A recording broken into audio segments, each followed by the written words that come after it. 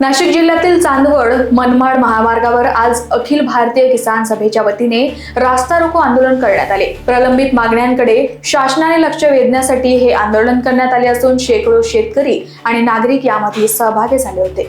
आज 17 तारखेपासून माजी आमदार जीवा पांडू गावित यांच्या आदेशानुसार प्रलंबित असलेले वनजमीनचे दावे आणि शेतकऱ्यांच्या शेतीमालाला भाव मिळावा व त्या शेतीला पाणी मिळावा याच्यासाठी गावित साहेबांच्या नेतृत्वाखाली आज संपूर्ण महाराष्ट्रामध्ये हे आंदोलन चालू केलेलं आहे। म्हणून त्याचा भाग म्हणून चांदवड तालुका किसान सभेच्या वतीने काल 18 तारखेला 18 जानेवारीला आम्ही पण सुरुवात केलेली आहे। आणि म्हणून आमचे जोपर्यंत प्रश्न त्याच्यामध्ये वनजमीनचा प्रश्न प्रामुख्याने आहे, दुसरा शेतकऱ्यांच्या शेतीमालाला भाव आणि शेतकऱ्याला कर्जमाफी जोपर्यंत मिळत नाही, कांद्याला हमी भाव मिळत नाही तोपर्यंत हे आंदोलन चालूच राहणार आहे। आणि आमचा आंदोलनाचा जर प्रश्न मार्गी लागला नाही तर आम्ही इथून पायी लॉंग मार्च काढून जिल्हाधिकारी कार्यालय आम्ही जाणार नाही, तर त्याची शासनाने नोंद घ्यावी। म्हणून आम्ही या सगळ्या गोष्टी शासनाने याची नोंद घ्यावी एवढंच आम्ही सांगतो। जर शासनाने याची नोंद घेतली नाही हे संपूर्ण आंदोलन तीव्र होईल। Bureau report, Lokvahini media, Nashik.